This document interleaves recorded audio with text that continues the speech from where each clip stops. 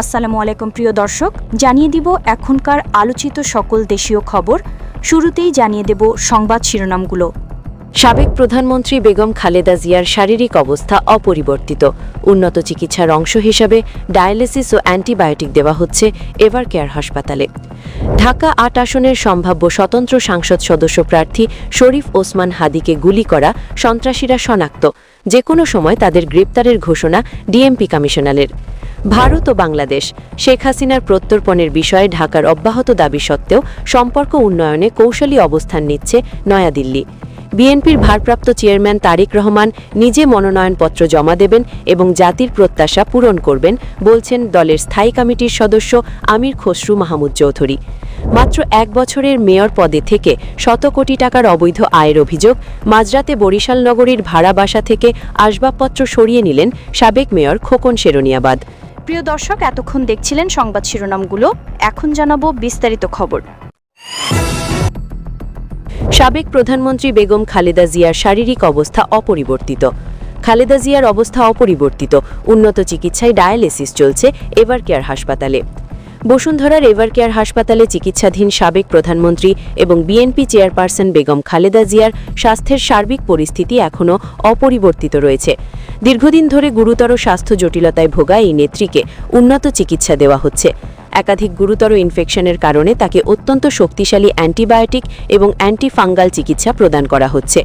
দেশি বিদেশি বিশেষজ্ঞ চিকিৎসকদের নিয়ে গঠিত একটি মেডিকেল বোর্ড প্রতিদিন নিবিড়ভাবে তার শারীরিক অবস্থা পর্যবেক্ষণ করছে এবং চিকিৎসার সমন্বয় করছে। মেডিকেল বোর্ডের সূত্রগুলো জানিয়েছে, গুরুতর ইনফেকশন নিয়ন্ত্রণের বাইরে গেলে পরিস্থিতি যে কোনো দিকে মোড় নিতে পারে, তাই উচ্চমাত্রার ওষুধ প্রয়োগ করা হচ্ছে। এর পাশাপাশি কিডনির কার্যক্ষমতা মারাত্মকভাবে হ্রাস পাওয়ায় তাকে নিয়মিত ডায়ালিসিস দিতে হচ্ছে। গতকালও তাকে ডায়ালিসিস দেওয়া হয়েছে। এই ধরনের গুরুতর এবং জটিল পরিস্থিতি বিবেচনায় নিয়েই তার সুচিকিৎসার ব্যবস্থা গ্রহণ করা হয়েছে। এদিকে জানা গেছে, দেশে ফেরার পর থেকে বেগম খালেদা জিয়ার বড় পুত্রবধূ ডক্টর জুবাইদার রহমান বেশিরভাগ সময় হাসপাতালে শাশুড়ির শয্যা পাশেই কাটাচ্ছেন। তিনি অত্যন্ত নিবিড়ভাবে শাশুড়ির স্বাস্থ্যের খোঁজখবর রাখছেন এবং চিকিৎসার বিষয়গুলো সমন্বয় করছেন। এই মুহূর্তে উন্নত চিকিৎসার জন্য তাকে বিদেশে নেওয়া হবে না বলে সিদ্ধান্ত হয়েছে। এভারকেয়ার হাসপাতালেই চিকিৎসা চলবে।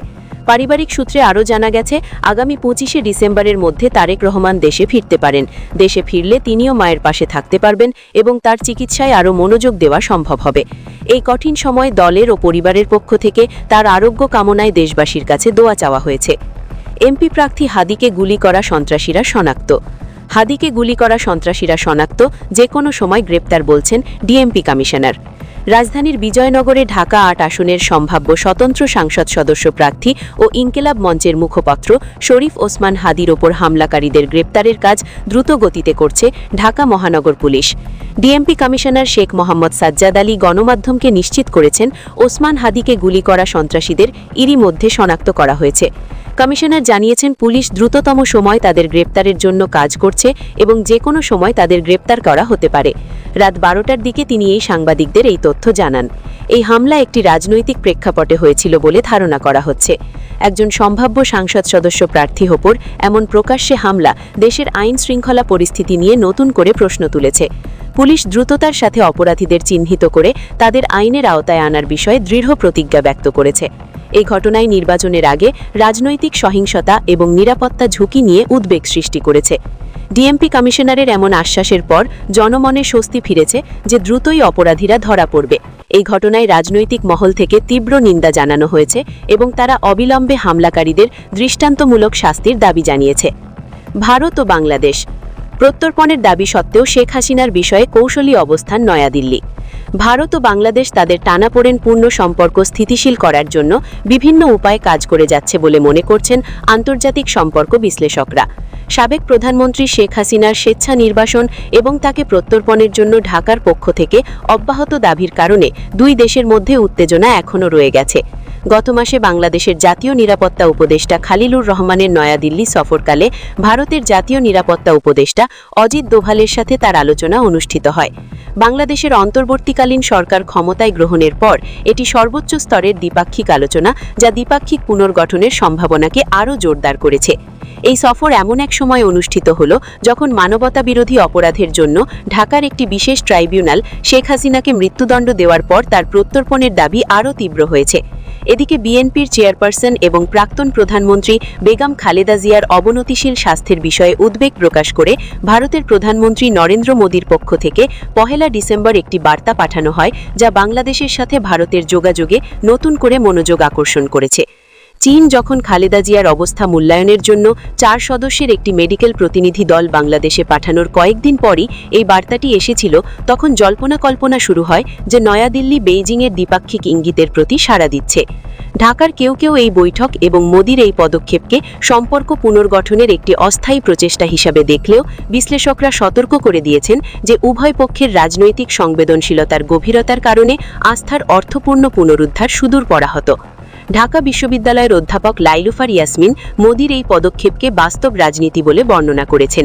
তিনি বলেছেন যে নয়াদিল্লির পদক্ষেপগুলো কেবল আবেগের চেয়ে রবু সরঞ্জাম আঞ্চলিক স্বার্থের পরিবর্তনকে প্রতিফলিত করে। একই সাথে বাংলাদেশের অভ্যন্তরীণ রাজনৈতিক পরিবর্তনও ভারতের পুনর্বিবেচনার একটি বড় কারণ। বিএনপি এবং জামাত ইসলামের মধ্যে ক্রমবর্ধমান বিভাজনকে নয়াদিল্লি স্ট্র্যাটেজিকভাবে অনুকূল বলে মনে করছে। ভারত প্রায়শই জামাত ইসলামকে একটি কট্টর ইসলামপন্থী দল বলে মনে করে।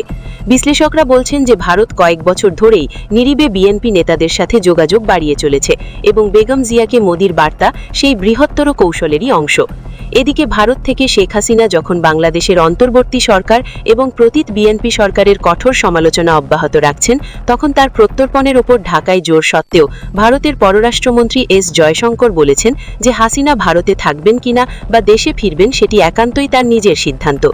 যুক্তরাষ্ট্র স্টাডিজ সেন্টারের মন্ত্রী ফেলো রুশালী সাহা মনে করেন, হাসিনাকে অব্যাহতভাবে আশ্রয় দেওয়া ভারতের বিএনপির সাথে সম্পর্ক উন্নয়নের প্রচেষ্টাকে জটিল করতে পারে এবং বাংলাদেশের নির্বাচনের আগে দেশটিতে ভারত বিরোধী মনোভাব উস্কে দিতে পারে। তার মতে পদচ্যুত সহ সমস্ত প্রধান অংশীদারদের সাথে জনপ্রিয় নীতি নির্দেশক নেতাদের সাথে সংলাপ বজায় রাখতে হবে, যা রাজনৈতিক স্থিতিশীলতার জন্য জরুরি। তারেক রহমান নিজে মনোনয়নপত্র জমা দেবেন বলছেন আমির খসরু মাহমুদ চৌধুরী। সভায় নেতাকর্মীদের উদ্দেশ্যে বক্তব্য দেওয়ার পর সাংবাদিকদের সাথে আলাপ করার কালে আমির খসরু বলেন, তারেক রহমান নিজ হাতে উনার মনোনয়ন জমা দেবেন এবং সমস্ত জাতির সামনে জাতির প্রত্যাশা তিনি অক্ষরে অক্ষরে পালন করবেন। আমির খসরুর এই বক্তব্য বিএনপির রাজনীতিতে নতুন মাত্রা যোগ করেছে।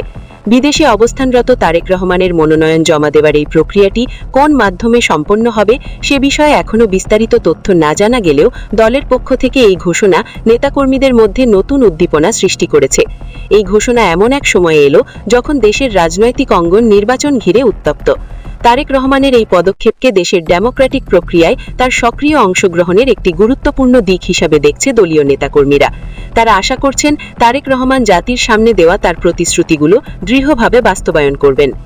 1 বছরের মেয়র, অবৈধ আয় 100 কোটি টাকা, মাঝরাতে বাসার আসবাবপত্র সরিয়ে নিলেন সাবেক মেয়র খোকন সেরনিয়াবাদ। 15 মাস ধরে পালিয়ে থাকার পর অবশেষে মধ্যরাতে বরিশাল নগরীর ভাড়া বাসা থেকে আসবাবপত্র ও অন্যান্য মালামাল সরিয়ে নিলেন সাবেক মেয়র খোকন সেরনিয়াবাদ। সর্বশেষ সিটি নির্বাচনে ফ্যাসিস্ট আওয়ামী লীগের পক্ষ থেকে নৌকা প্রতীকে নমিনেশন পেয়ে মেয়র হন তিনি। রাজনৈতিক কর্মকাণ্ডে উল্লেখযোগ্য অংশগ্রহণ না থাকা সত্ত্বেও শেখ পরিবারের সদস্য কোটায় তিনি এই নমিনেশন লাভ করেন। ফ্যাসিস্ট সরকারের পতনের একদিন আগেই খোকন বরিশাল থেকে পালিয়ে যান। বৃহস্পতিবার মধ্যরাতে নগরের কালুসা সড়কে থাকা ভাড়া বাসা থেকে অত্যন্ত গোপনে সব মালামাল সরিয়ে নেন শেখ পরিবারের এই সদস্য। দীর্ঘ 15 মাস ধরে ওই বাসায় তিনি কোনো ভাড়া পরিশোধ করেননি বলেও অভিযোগ রয়েছে। মালামাল সরানোর ক্ষেত্রে স্থানীয় বিএনপির একটি গ্রুপ তাকে সহযোগিতা করেছে বলে অভিযোগ উঠেছে। মেয়র হিসাবে দায়িত্ব পালনকালে মাত্র 1 বছরে তার বিরুদ্ধে 100 কোটি টাকা অবৈধভাবে হাতিয়ে নেওয়ার গুরুতর অভিযোগ রয়েছে। 2023 আগে বরিশালের সাধারণ মানুষ খোকন সেরনিয়াবাদকে খুব একটা চিনতেন না। সম্পর্কে তিনি সাবেক প্রধানমন্ত্রী শেখ হাসিনার আপন ফুফাতো ভাই। এই পারিবারিক পরিচয়ের জোরেই তিনি দলীয় নমিনেশন পান। নমিনেশন পাওয়ার পরই তিনি ভাতিজা সাদিক আব্দুল্লার কাছ থেকে বরিশালের নিয়ন্ত্রণ নিয়ে নেন। নগরের 2টি বাস টার্মিনাল, হাট, ঘাট, বাজার সবকিছুই চলে যায় তার দখলে। এরপরই শুরু হয় খোকন এবং তার অনুসারীদের বেপরোয়া চাঁদাবাজি ও দখলবাজি। লোক দেখানো ভোটে মেয়র হওয়ার পর তিনি আরও বেপরোয়া হয়ে ওঠেন। হাটঘাট, বাজার ইজারা দেওয়া, 2 বাস টার্মিনাল থেকে চাঁদাবাজি এবং বরিশাল নগরের উন্নয়নে বরাদ্দ হওয়া 400 কোটি টাকার টেন্ডার ভাগবাটোয়ারা সহ নানা খাতে মাত্র 1 বছরে 100 কোটি টাকা হাতিয়ে নেন বরিশালের তৎকালীন এই মেয়র। তার এই দুর্নীতির বিষয়ে দুর্নীতি দমন কমিশন তদন্ত শুরু করেছে। ইতোমধ্যেই নগর ভবন সহ সংশ্লিষ্ট দফতরগুলোর কর্মকর্তাদের জিজ্ঞাসাবাদ ও অনুসন্ধান চালাচ্ছেন দুকের কর্মকর্তারা।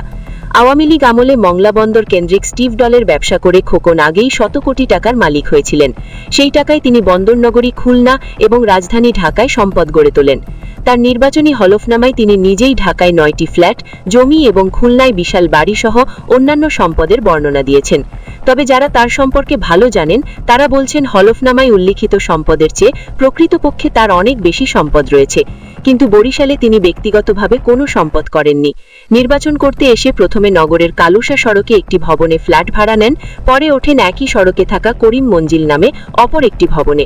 জুলাই বিপ্লবের উত্তাল দিনগুলোতে তিনি বরিশালে ছিলেন এবং ছাত্র জনতার আন্দোলন দমন ও তাদের বিরুদ্ধে প্রশাসন ব্যবহারে সর্বোচ্চ চেষ্টা চালান। গত বছরের 4 আগস্ট গভীর রাতে তিনি সপরিবারে বরিশাল থেকে পালিয়ে যান। গত 15 মাসে তিনি কয়েকবার চেষ্টা করেও স্থানীয় বিএনপির নজরদারি এবং প্রচ্ছন্ন বাধার কারণে বাসা থেকে মালামাল সরিয়ে নিতে পারেননি। অবশেষে বৃহস্পতিবার মধ্যরাতে তিনি মালামাল সরিয়ে নিতে সফল প্রিয় হন। দর্শক, এই ছিল এখনকার গুরুত্বপূর্ণ নিউজ। আরও গুরুত্বপূর্ণ নিউজ নিয়ে ফিরছি কিছুক্ষণের মধ্যে। নিউজগুলো সবার আগে দেখার জন্য এই চ্যানেলটি সাবস্ক্রাইব করে আমাদের সাথে থাকুন। ধন্যবাদ।